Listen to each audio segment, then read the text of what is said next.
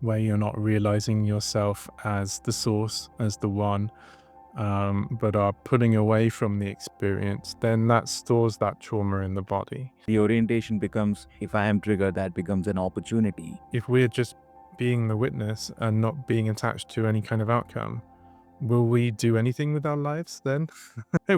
Where's the movement coming from? One day you'll look back and see how far you come through all of those troubles, how much you have grown.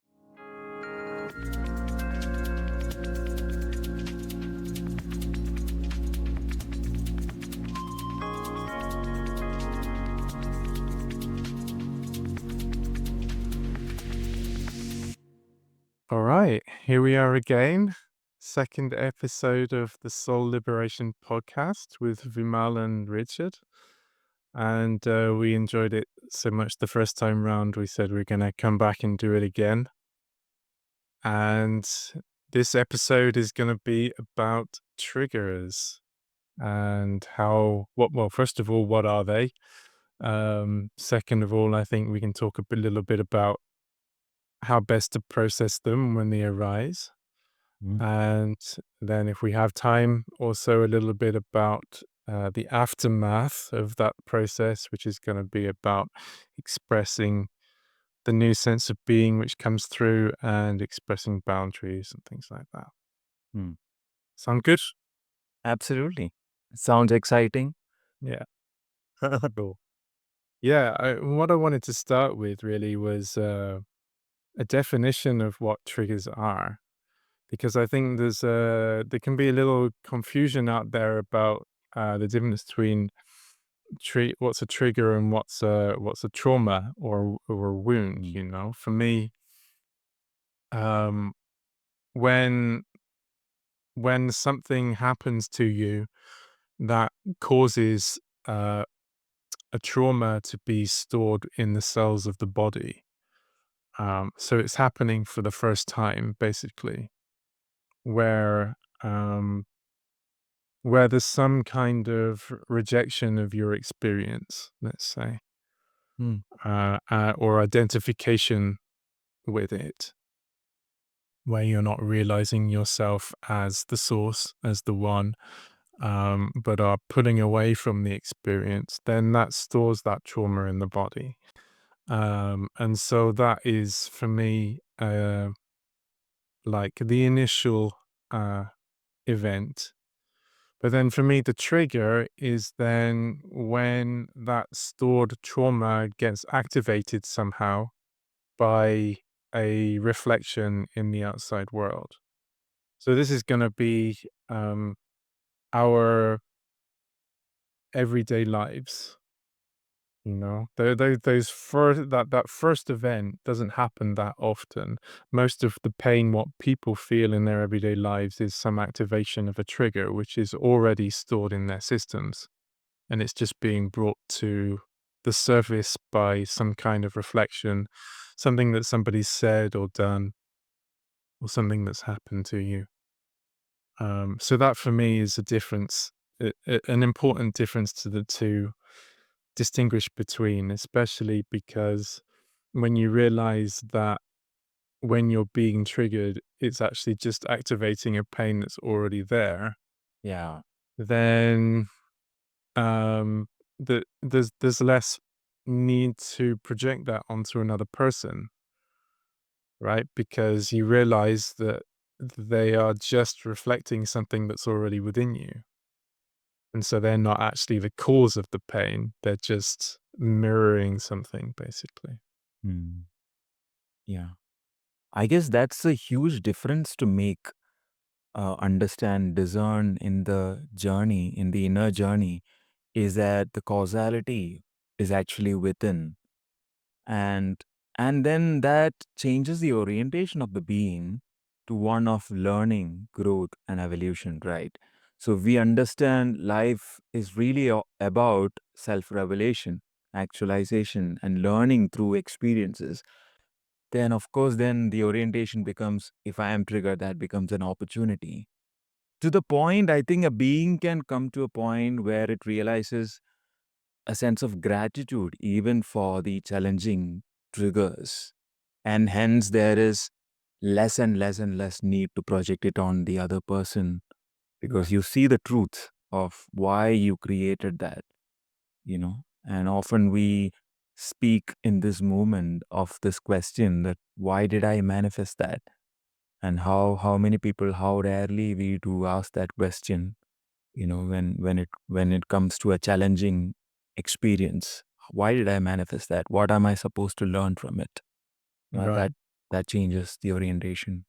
Right. Right. So we're yeah, this it is we're talking about how you orientate yourself in life, basically.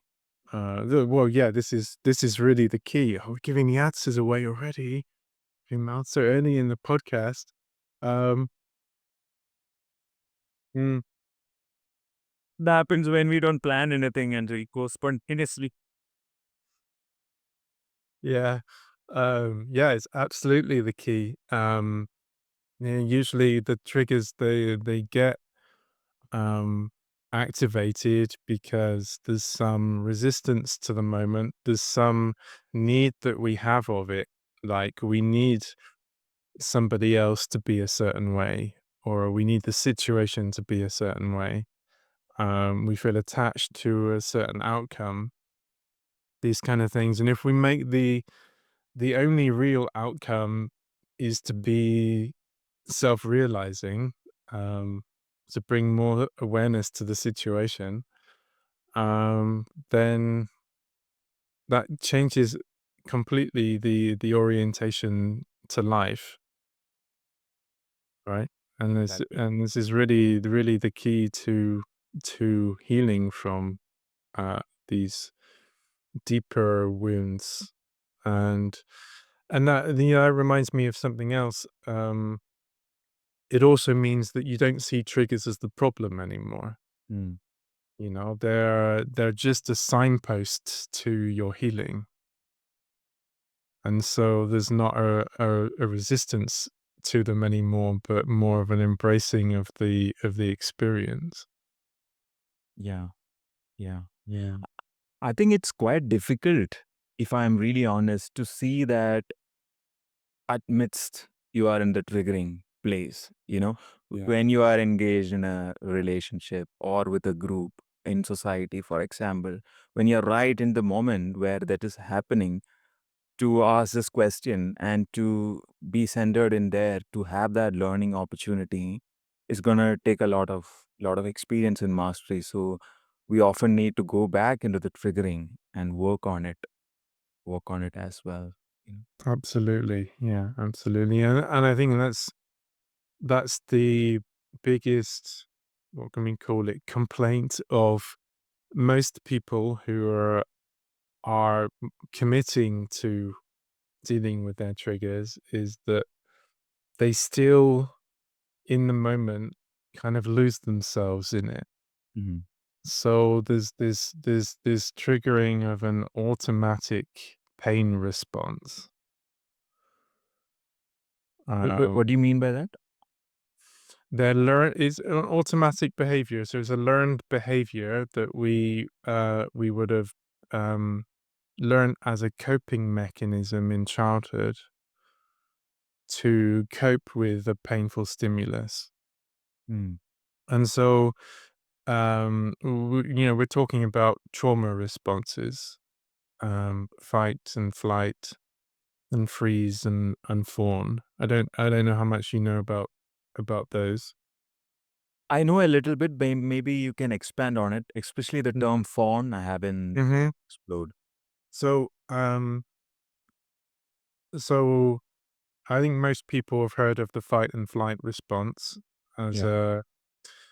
a way of dealing with a survival situation. But when you're confronted with any painful stimulus, the body goes, it triggers um, that mode in the body. And so a fight response, let's say in a conflict situation, would be to feel attacked and throw the energy back at the person, you know? Okay. well, that might be, but you kind of thing. Mm, Yeah.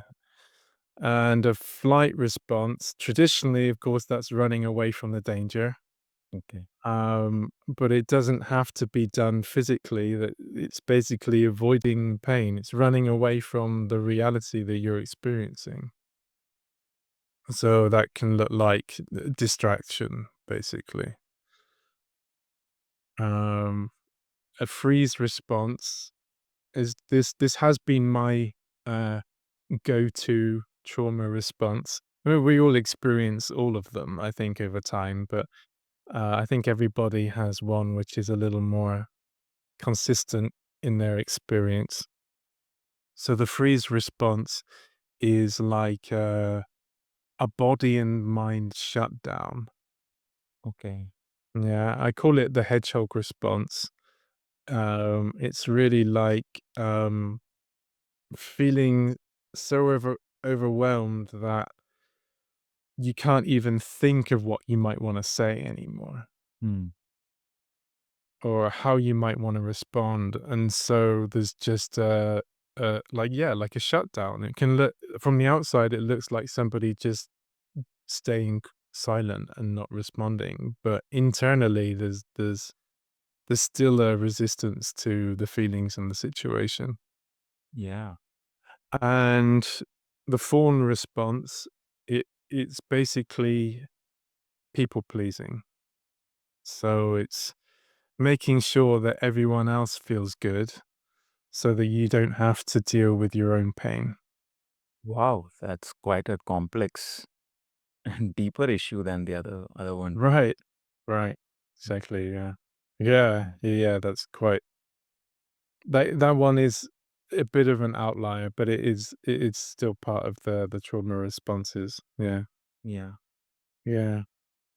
I think this reminds me of an experience. Actually, it is also inspired from something that you said to me in the past.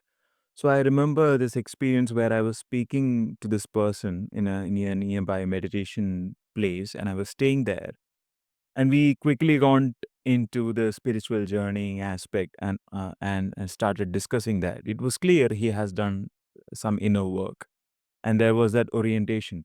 And we started speaking, and I could see that he was in the intellectual and just speaking constantly from there. And I am more feeling based, at least in that situation I was. And the more and the more the intellectual pontification came rushing in to I couldn't cope with that, you know. And there was like my being was being closed down and Mm. like closed down, closed down, closed down. At some point, I didn't know what to say because the mind can go into like a spinning. What should I say? How to solve this situation and all of that. Then I remembered something that you have said in the past. Just be completely honest of what you're feeling in that moment. That's all. That's the easiest and the straightforward thing to do. And I said, all of this conversation is just actually closing me down. This is what I Mhm. said. It is closing me down. The moment I said it, his empathic capacity could feel that, could see the truth Mhm. in that. And there was like a silence, like a stillness, which lasted for at least 1 minute. And then the response came, yeah, sometimes you have to value the stillness because it can speak a lot more than Mm. intellect, So it was a Right. good learning experience for me at that time, how to cope with such a situation. Right. Right. Yeah, awesome. Yeah, and you expressed it very well then because you're not saying you're talking too much or something like this. It's Yeah. just an expression of, well, this is what I'm experiencing right now, Yeah, which is not means you're not projecting it onto the other person.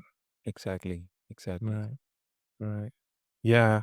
Yeah, and it brings up and first of all, like I can definitely resonate with that experience and I feel it too when somebody's all in all these mind pontifications and going and going and going, it doesn't stop and there's from one topic to another.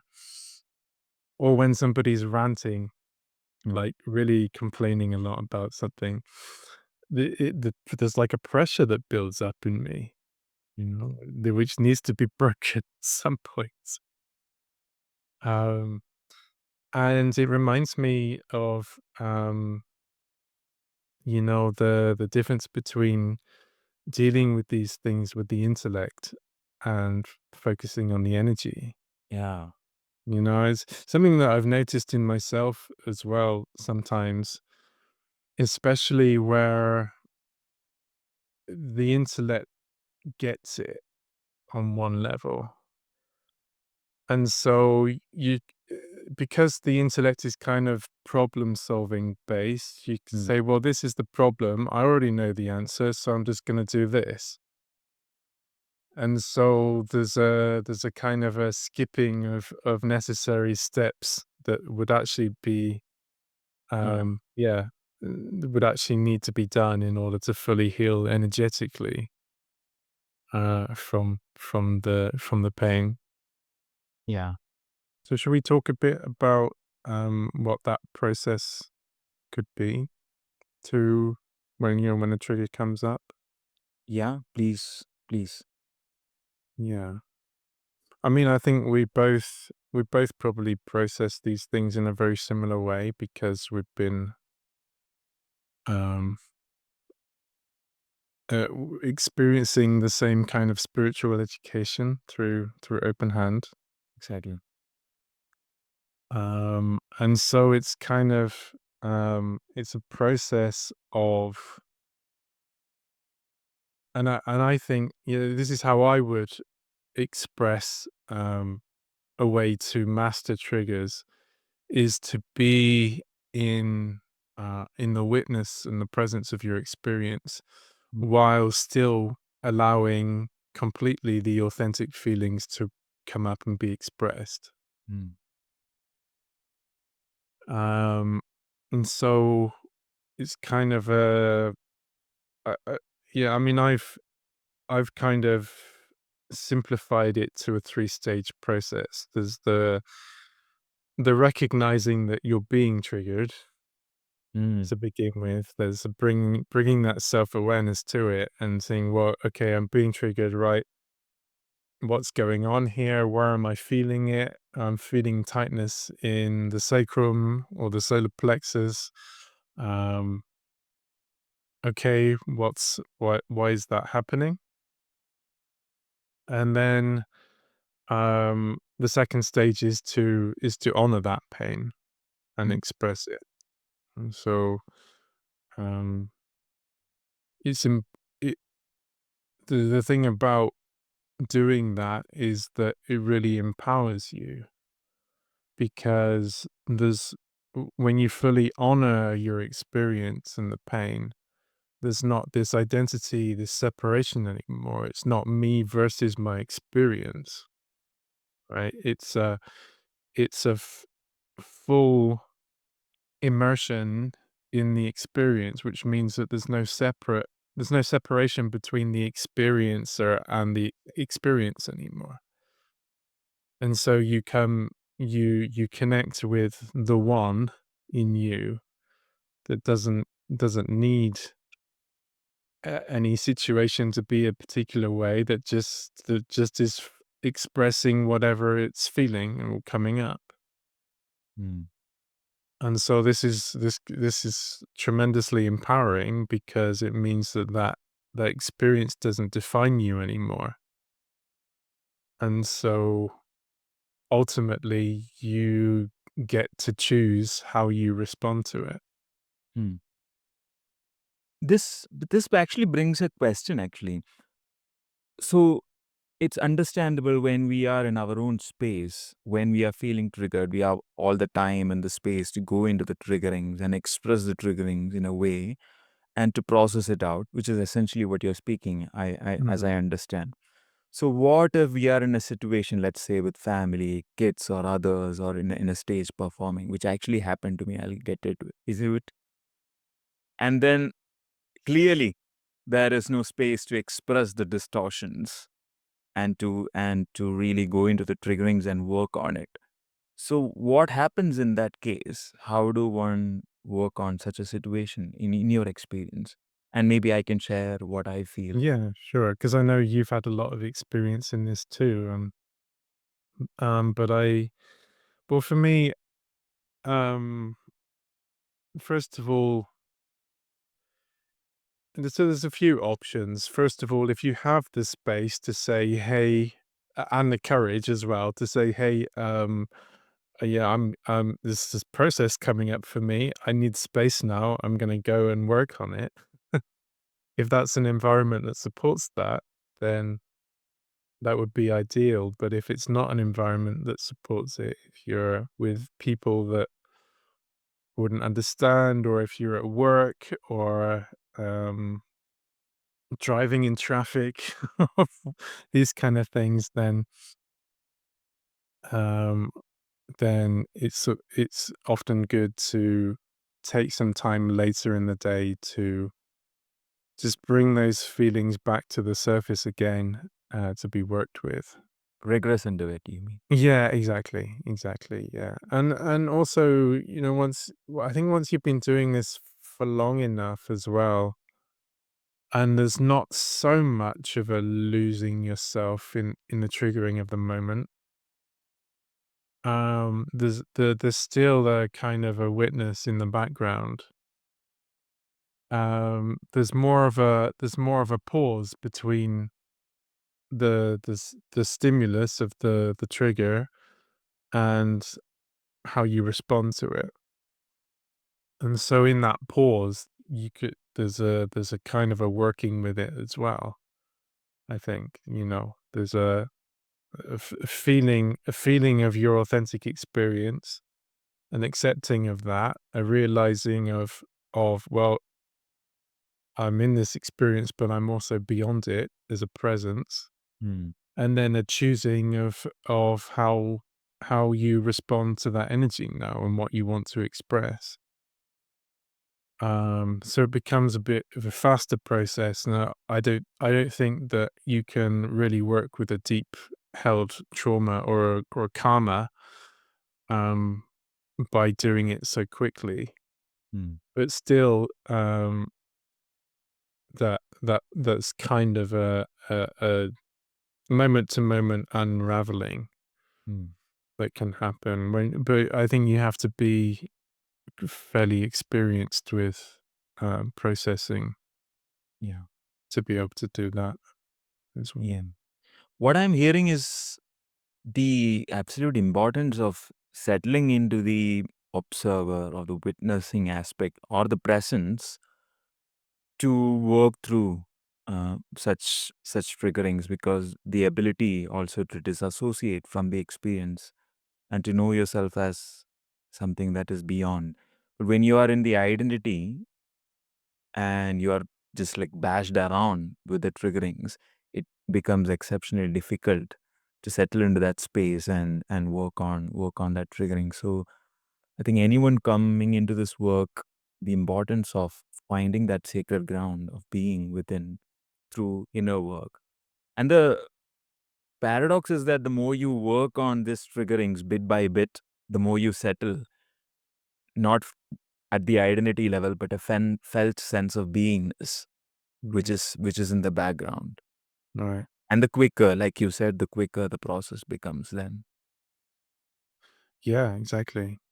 I think what a lot of people would ask is, well, how can we work on being the witness of our experience, or how can we cultivate that in ourselves? Yeah. I mean, first of all, it's to be the observer of our experience in all situations, circumstance, not just while we are meditating, but also in our day to day life while we are in the kitchen or driving or doing anything, to settle into that aspect where we are witnessing the feelings, emotions within and outside experiences as well. And the more and more we do that, the more and more we settle into that aspect and can, like you said, notice the triggering as and when it is happening. How is my energy levels? Maybe at sometimes you don't even know where is it hitting. Is it on the emotional, mental, solar plexus, sacrum? Nothing like you just know that your energy levels are changing. It's different from how you naturally be when you are in your element. So when you know that, okay, this triggering happens, my energy level has changed, because you're always in the observer of your energy experience. Mhm. So there is that practice. Of course, meditation is it's a utmost important thing to settle into that presence more and more. Yeah. Yeah, I think any kind of conscious practice helps to cultivate that awareness, whether it's yoga or breath work, any of those things, you know, it cultivates awareness of different levels of or different densities of our being. Mm. And so it becomes easier in everyday life to bring yourself back to that state of awareness. Then maybe it's through the breath, for example. I've always find that a good bridge to consciousness, to just take a few moments of of breathing consciously, let's say. Mm. Yeah. Yeah. And one more important thing is to, which I find is tremendously important, is to let go the outcome of the external, to more and more disassociate from the need for any particular outcome in the external, which is based on mostly the identity. But when we can let go, we more and more settle into the witnessing aspect, which doesn't need the reality to be one way or the other. So as and when the triggering is happening, if we can see that it's actually not about the outcome being a certain way, the more and more we settle into the background and the process becomes quicker. Right. Right. Yeah. So then the question arises, well, if we're just being the witness and not being attached to any kind of outcome, will we do anything with our lives then? Where's the movement coming from? Yeah. So I'll say this experience. Which is also funny because the universe, I find, has fascinating ways of answering our inquiries and working with us. So when we discussed about this podcast and you said, okay, let's talk about triggerings and boundaries, because you are also doing a workshop, next week, as Mhm. as I understand. Then immediately the question came, because I didn't exactly connect these two aspects. How is triggering and boundaries connected together? So I asked you a question, how are they related? But you didn't answer immediately. So the next day I had this concert to play and I was just collaborating with another artist.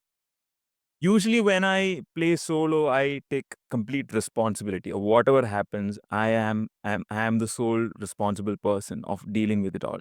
But somehow he had taken the step of organizing the event and all of that. So in the event, I saw a blind spot where I was shouldering a part of my responsibility. I'm just going to play along, and the responsibility lies within him. So, uh, but as we know, to be in the process is to be soul sovereign as well, because you are dancing in different aspects, together. So during the event, there like were two, three people who were like really speaking loudly, in the front gallery. They were even louder than the speakers, you know. But I said, okay, I'm just going to surrender and I just am going to enjoy the music. Let maybe he will do something about it. But for some reason, he also didn't. And after the three, four songs, I could see my energy was like going like that. Mm, And I couldn't really come from an authentic place of expression. And that is actually a triggering place. I didn't notice any triggering in any certain places, because you also have to perform music. So there is that aspect as well. sure, sure. So that is that was a difficult place. So but there is obviously this observer aspect who is watching all of this happening, and the awareness that, okay, it's actually not about the outcome, which is to entertain people. It is actually not about the money. It's none of that. It's actually about the process which I am getting from here. And even the intellect cannot understand what it exactly at is that point. But to I more and more I settled in the background of the experience to see both of these triggerings and and the truth of the moment. But fortunately, there was a break at some point where I could find a clarity into the process. And the more I found clarity that this is what it is about, then I could express the authentic aspect, which is not complaining or blaming anybody, but to say this is what I expect from the environment for as a musician for me to express coherently Mhm. so that it respects the space, it respects me, it respects all other who are listening there, you know. It's then it's actually not about just me, but also for the environment. So then that helped in that situation to bring more energy, Mhm. more authentic soul energy into the situation. Right.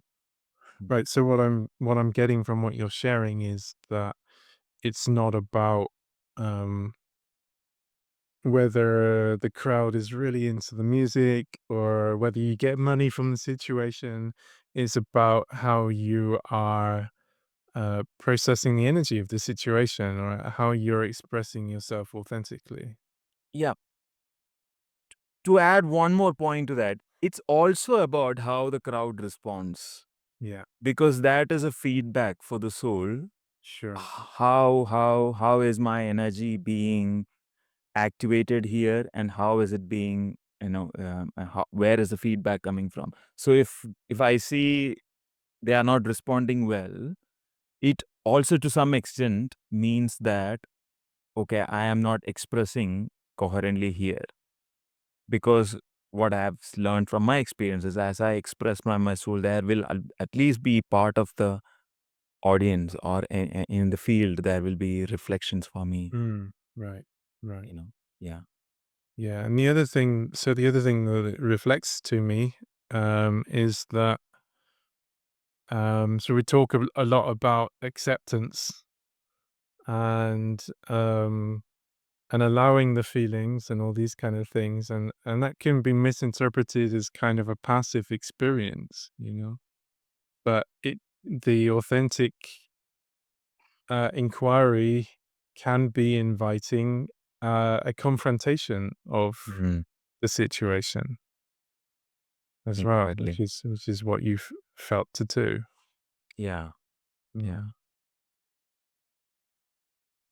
Which brings us on to the topic of boundaries and expressing it. I mean, we're covering that already, but um, I think it's very important to talk about that as well. That's we've done the before, the during, and now it's the aftermath of of processing energetically to actually express it. Okay. So how did you express that? Did you speak into the microphone or did you talk to people individually? I spoke into the microphone, and here also I think it can be quite difficult. I expressed it from a feeling sense of this is what I feel in response to what is happening here, and this is Mhm. what I expect for it to go well. So and I find that if people are empathic to some level, and everybody is, they'll be open to such a level of boundary setting rather than this is what you should be doing, like we Mhm. expressed in the. So yeah, yes, I expressed through the microphone uh, the boundary. Right. Right. Mm. And I think also, if people feel that it's not directed at them personally, but it's rather speaking to the wider energy of the situation, Mm. there's more willingness to take that on board, and very often there'll be an initial reaction to it. People's um, trauma responses might kick in, and they might reject or resist what they're hearing. um, but then that it works within them still. Mm, Hmm. yeah. Yeah. So I think that boundary setting is more like a masculine, or I'm not speaking about man and woman here, obviously. The warrior aspect, which is coming forth and expressing. So that's a new beingness which is coming at that point. Right, right. Yeah, it's a good point. It's a really good point. Yeah. Yeah, I think it expresses the clarity and the coherency, right? But you need the feminine aspect of what as well of feeling what you need from or what the situation needs Yeah. to align. Exactly, exactly. The Yeah. ability to surrender and feel what is happening so that this new beingness can come in. Right. Yeah. Right. I think if it is just the warrior aspect, it will bypass the feeling aspect and not go into the process at all. Right. Right. It becomes unsensitive Yeah. to that in a way. Yeah. Which can have um more of a triggering um Yeah. consequence then. Yeah. Yeah, absolutely. Yeah. So, I find that when expressing boundaries, it's always good to, um, really, as we said, focus on the energy of what's going on, the feelings, rather than making it personal. Mm. And where possible, to focus on your own experience. So, not start with "you made me feel this way," but rather just like, well, this is how I'm feeling about this right now. Yeah. Yeah. Yeah. And then, so when you're expressing boundaries, especially in a kind of a one-on-one situation in like in a relationship or with family, it's also good to, so first of all, you don't want to um put the responsibility on them to um to create an environment for where you feel well, right? That's your responsibility to create that environment. And you can invite them to help you with that. So if you say like, I really need I need to feel more space for myself, for example. Um are you willing to help me with that? Or how are you willing to support that, for example? Mm.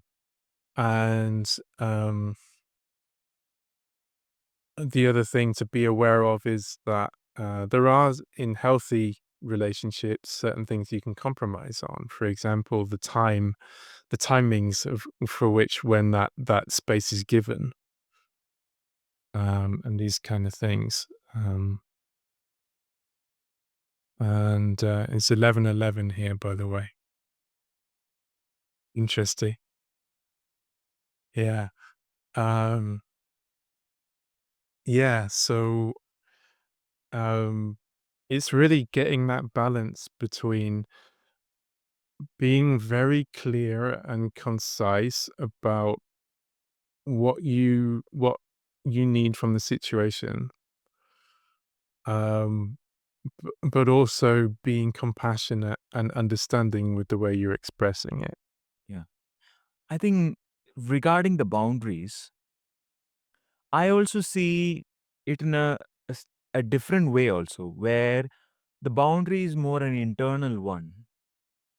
Okay. So, and it gets reflected into a relationship. It gets reflected into a circumstances, like in the music, for example, Mhm. where I am crossing an internal boundary, where the soul is doing that.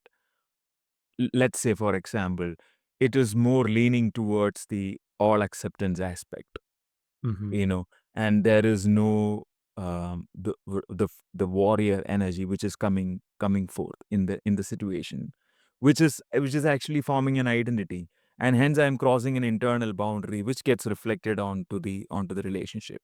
Or I am always in the masculine aspect, you know, expressing the warrior aspect.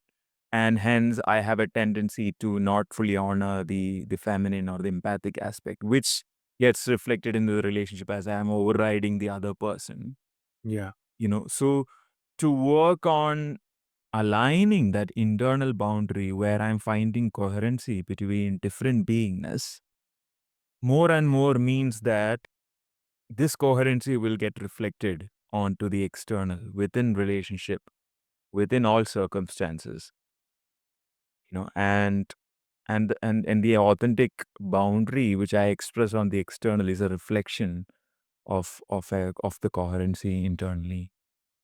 absolutely. Absolutely. Yeah, thank you for expressing that. Yeah. Yeah.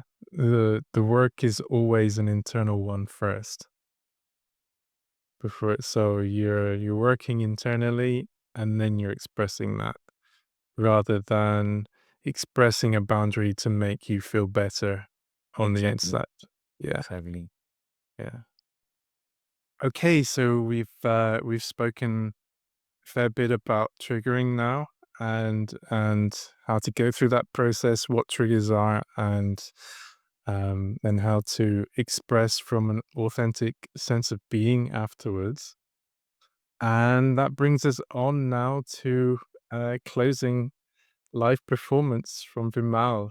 So Vimal is very good at taking these kind of inquiries and putting them into musical form, which really can touch and speak to people at a deeper level. So over to you, Guma. Yeah, this song is called Emerge.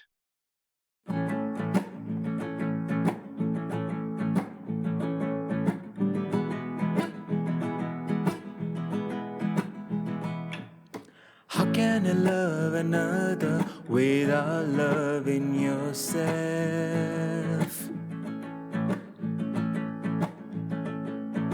How do you know what love is without falling in fear?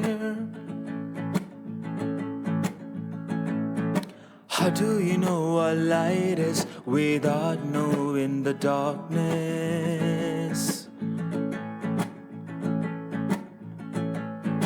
How do you know what right is without taking the wrong ones? All of those heartbreaks is meant to wake you up. All of those failures were meant to make you strong. One day you'll look back and see how far you come. Through all of those troubles, how much you have grown.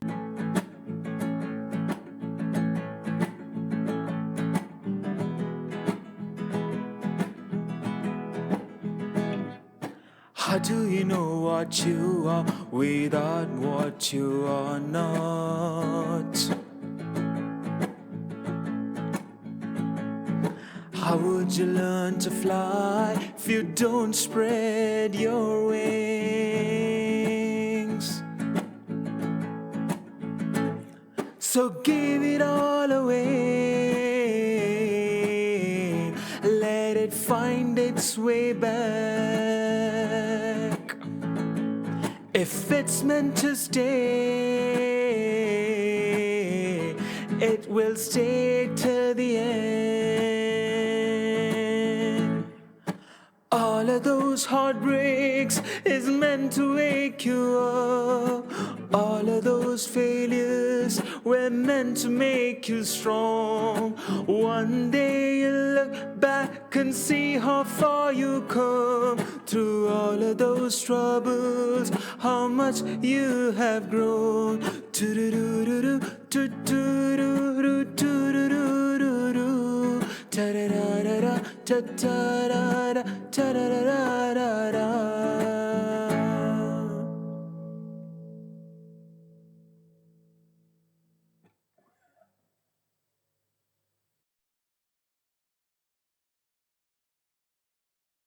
Amazing. Ah, thank you so much for sharing that. Yeah, so That's that song is really about amazing. working with triggerings and emerging on the other side. Yeah. Yeah, thanks. All right, so I guess we'll wrap it up there. Yeah. Uh, and yeah, stay tuned for the next episode, whatever that's going to be about. We'll see. Depends on our inquiries. Yeah. Yes. Yeah. Okay. See you next time. And I'm really looking for what unravels in the next round. Yeah, me too. Take care. Thank you, everyone, for listening.